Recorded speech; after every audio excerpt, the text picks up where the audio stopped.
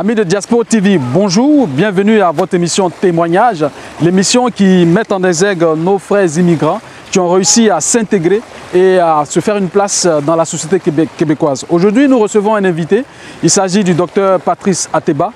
C'est un entrepreneur, c'est un jeune, il est médecin, il est aussi entrepreneur. Nous allons le rencontrer pour nous faire partager son expérience.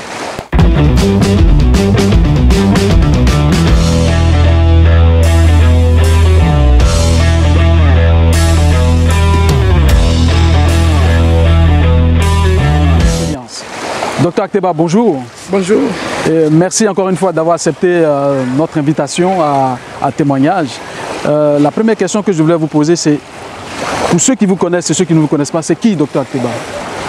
Bon, Docteur Ateba, effectivement, c'est Docteur Ateba. Je suis docteur diplômé de l'Université de Metz. Oui. Je suis docteur en chimie, maître conf des universités et puis aussi entrepreneur en mobilité internationale. Ok. Voilà. Ok. Docteur Ateba, pourquoi vous avez choisi le Québec comme terre d'immigration? Bon, il faut dire que j'ai eu vent du processus d'immigration en été 2008, par le biais d'un aîné.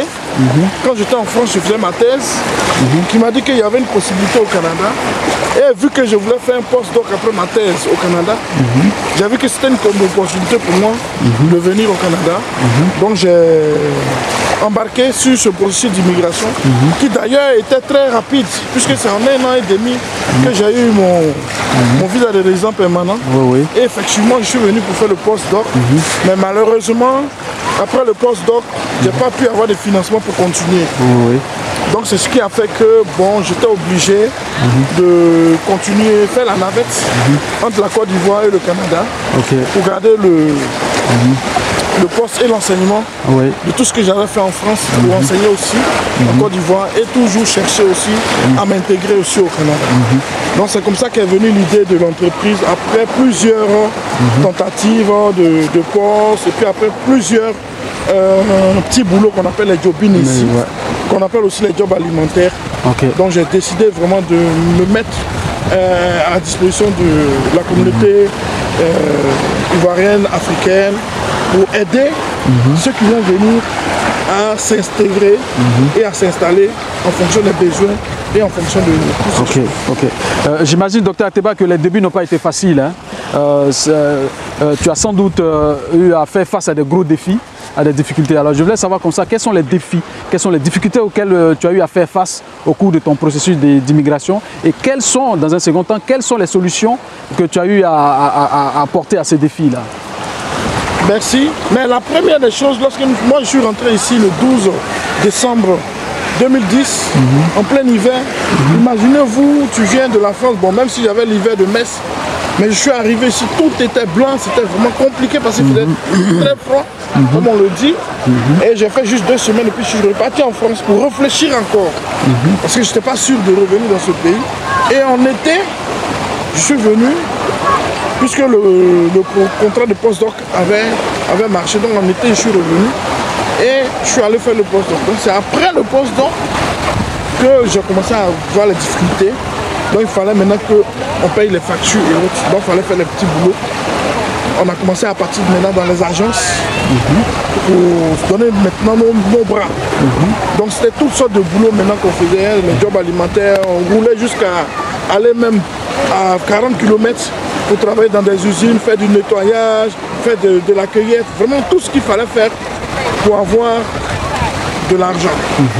Voilà, donc on a laissé tout ce qui est orgueil, on a laissé tout ce qui est doctorat et autres. Quand on vient, on fait un petit CV là, pour juste montrer qu'on a les bras.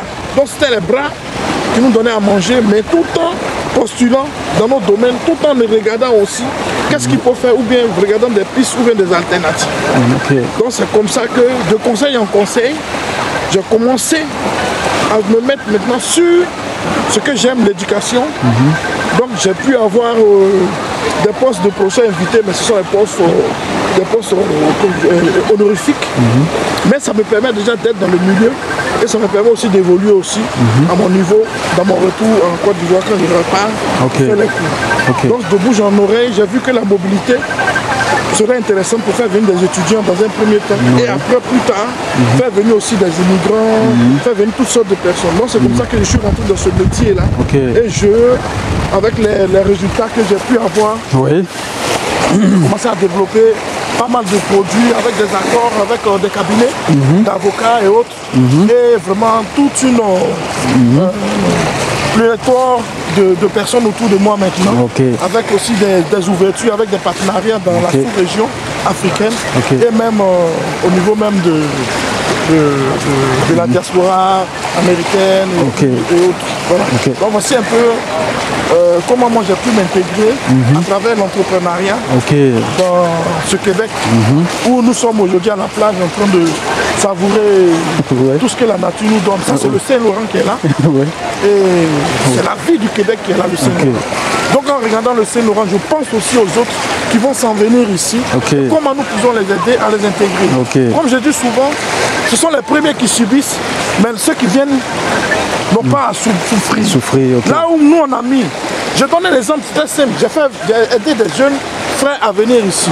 Là où moi j'ai mis 3 ans à avoir une voiture, eux, ils ont mis que 6 mois à avoir une voiture de haut de gamme que moi. Ça, vous voyez un peu.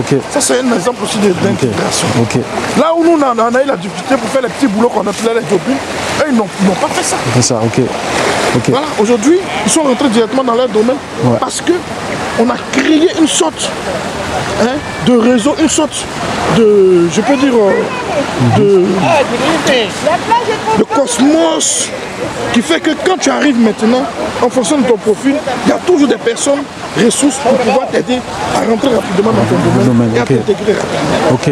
Je vois que Dr Ateba, tu es rentré de plein pied dans ce que tu fais au Québec là. Alors je voulais te demander comme ça, est-ce que tu as des conseils, si tu as des conseils à donner à ceux qui veulent se lancer dans l'immigration comme toi, et ceux qui sont ici comme ceux qui sont...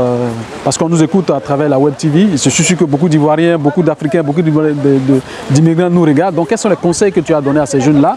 Et pour finir, après ces conseils-là, tu vas nous dire un peu quels sont tes objectifs, tes ambitions au niveau de la structure que tu diriges pour l'année 2020 à venir. En matière de conseils, je peux dire que le conseil le plus important, c'est la patience. Il faut être patient à tous les domaines, à tous les niveaux. Parce que le processus d'immigration, c'est un processus qui est dynamique. De par la formation que j'ai faite, elle date de très longtemps. Donc à chaque période, il y a des modifications qui se font. Donc ce que nous on a subi, certaines personnes ne vont pas subir ça. Mais tout ce qu'on leur demande, c'est d'être vraiment conscientes que lorsqu'elles vont arriver ici, même si on a un certain background, on peut leur faire passer par une certaine phase qui peut même jouer sur leur propre personnalité, leur orgueil, ça peut les fouetter, mais ça, j'appelle ça des épiphénomènes.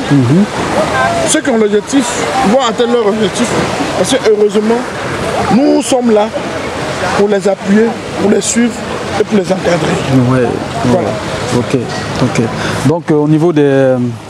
les objectifs 2000, au niveau de la structure que tu diriges, les ambitions pour l'année 2020. Et on va... Bon, les ambitions pour l'année 2020, comme je l'ai dit, c'est d'ouvrir les nouveaux produits de canaux de services qui sont les regroupements familiaux, l'immigration en tant que telle, pour tout type d'immigration, et puis aussi faire venir le maximum d'étudiants aussi ici, parce que nous en avons besoin. Donc c'est plus ça que je fais. Donc là, nous sommes en train de faire les admissions maintenant pour la session d'hiver, puisque pour la session d'automne est bouclée. Voilà. Dr Ateba, merci d'avoir répondu à notre invitation. Merci à vous. L'équipe de Diapo vous remercie. Chers amis... merci à Diapo. Voilà, merci encore une fois. Chers amis, merci encore une fois. C'était un témoignage avec le Dr Ateba. Salut et à la prochaine.